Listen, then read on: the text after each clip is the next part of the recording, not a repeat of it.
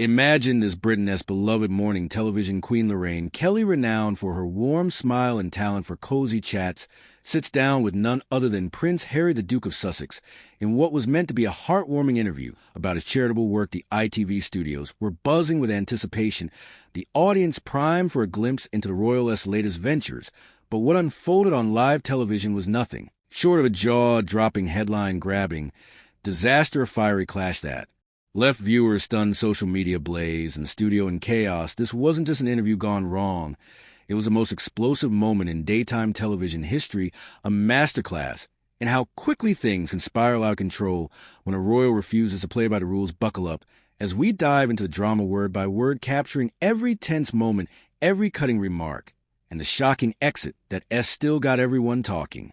The morning began like any other at ITV's bustling studios in London. The air was thick with excitement, the kind that only comes when a global superstar like Prince Harry agrees to grace a morning show. Lorraine Kelly, with her signature Scottish charm and decades of experience, greeted her audience with that familiar twinkle in her eye. "Good morning, and welcome back to the show," she said, her voice warm and inviting, as if she were welcoming old friends into her living room. The studio audience clapped enthusiastically, their energy filling the space as the cameras panned across the set. All plush chairs and soft lighting today, as guest Lorraine announced, was none other than Prince Harry, here to talk about his latest charitable initiatives and his ongoing passion for mental health awareness. The crowd erupted in applause, their excitement palpable. After all, Harry wasn't just any guest. He was royalty, a man whose every word made headlines, whose every move sparked debate. Behind the scenes, though the mood was less rosy, production team had been buzzing for weeks about securing Harry, but there were whispers of unease. The Duke had been making waves with increasingly bold statements in interviews across the globe, from Oprah to Netflix specials, and some crew members wondered today as chat might veer off script. Lorraine, ever the professional, seemed unfazed as she settled into her chair, her notes neatly arranged, dressed in a sharp navy blazer and an open-collared shirt. Harry took a seat opposite her, offering a polite smile that didn't quite reach his eyes. Those who knew him well might have noticed the tension in his posture, the way his hands gripped the armrests just a bit too tightly, the slight clench his jaw. "Thank you for having me, Lorraine," he said, his voice a blend of royal polish and a laid-back California vibe he'd adopted since moving to Monty. Into the stage was set for what should have been a standard feel-good interview, but oh, how wrong everyone was. Lorraine kicked things off with her trademark ease, guiding Harry through questions about his foundation's work with veterans and mental health advocacy. Her style was perfect, warm, engaging, with just enough probing to keep things interesting without crossing into discomfort. "Your work with veterans has always been close to your heart," she said, leaning forward slightly, her voice soft but curious. "Can you tell us about the new initiative you're launching?" Harry's response was polished, hitting all the right notes about service, sacrifice, and supporting those who serve. The audience nodded along, charmed by his passion, and for a moment it seemed like this would be another successful chapter in Lorraine's long career of coaxing compelling stories from her guests. But beneath the surface, something was simmering. Lorraine, with her journalist-esque instincts honed over decades, sensed that Harry was holding back his answers, while eloquent felt rehearsed, as if he were carefully sidestepping something deeper. She decided to nudge a little closer to the edge. "You've spoken before about the challenges of leaving military service." She set her tone still warm, but now carrying a hint of steel. "How do you reconcile your current lifestyle in California with the values you learned in the forces?" It was a fair question, one that invited reflection rather than confrontation. But Harry's reaction was telling. His jaw tightened and a flicker of defensiveness flashed in his eyes. "I think that essay rather loaded question, Lorraine," he replied, his voice sharper than before. "My commitment to service hasn't changed just because I've chosen to build a life elsewhere. If anything, I'm serving in ways that feel more authentic to who I am now."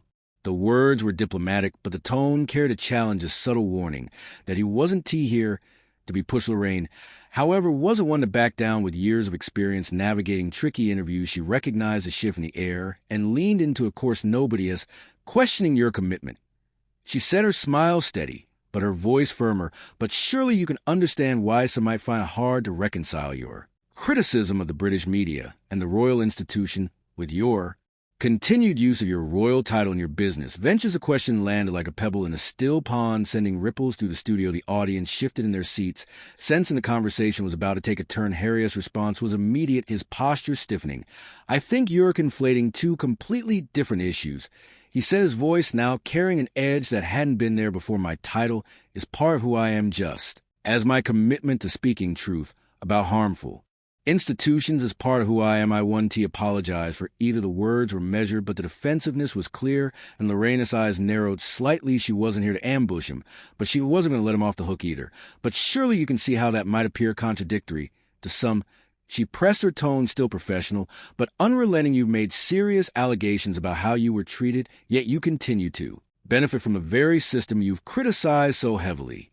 The temperature in the studio seemed to rise. Harry's media handlers, watching from the wings, exchanged worried glances. What had started as a promotional interview was quickly becoming something else entirely. I think you're oversimplifying a very complex situation. Harry shot back, his voice rising just enough to betray his frustration.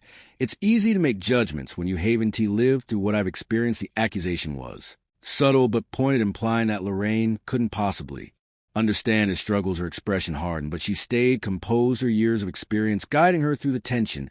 I'm not here to judge, she said calmly, but to ask questions that our viewers are asking. That's my job.